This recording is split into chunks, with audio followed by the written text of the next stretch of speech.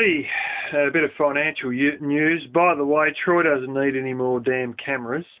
He was given so many cameras and he's bought so many cameras, he doesn't need another game camera. Trust me on that one.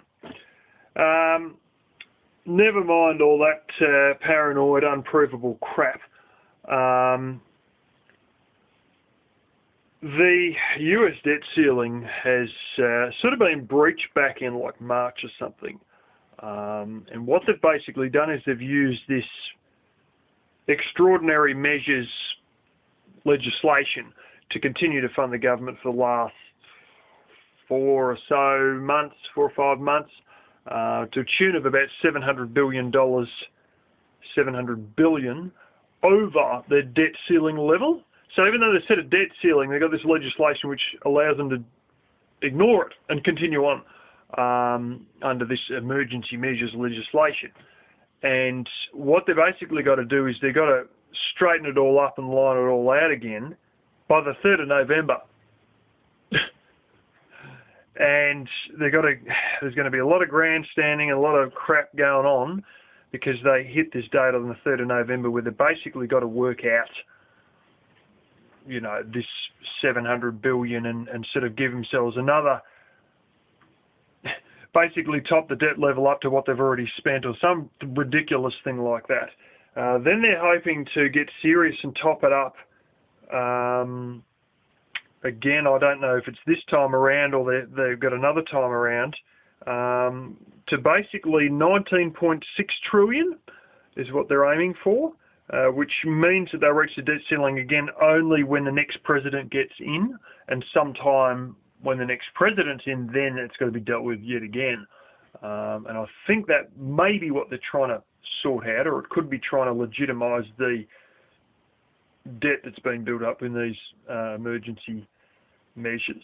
But like, let's face it, you know, the wheels have fallen off. There's nothing they can really do about it except well, they can, you know, they can just print the currency into bloody oblivion and it'll be worth nothing. On that note, Argentina's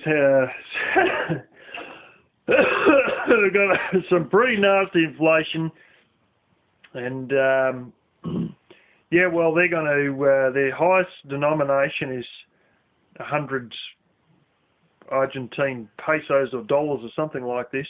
They're going to jump it to 200.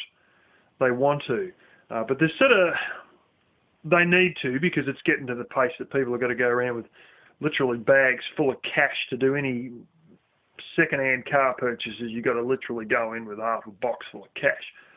And they're sort of trying to lower that amount, but there's sort of like a psychological barrier of printing another note that's bigger, literally double the size of the previous largest one. But they're probably going to do it. And yeah, I did hear something about they're going to need to print so much of these or whatever that they're actually conferring with the neighbours to get the neighbours to also print their currency because they don't have enough printing press capacity. That's how bad their bloody inflation is. Maybe they should take a book out, a page out of Nicaragua's book back in the 80s. They just gave up and they got rubber stamps and they would just rubber stamp new numbers over the top of the existing bills. They didn't have enough money to actually print new money. That sounds nuts, doesn't it? And it was. But they went full commie there for a while. And then the Sandinistas and all that, yeah. You know the story if you watch the news in the 80s, but and Reagan and the little Iran-Contra deal and blah, blah, blah. But anyway, that's just a quick bit of financial news.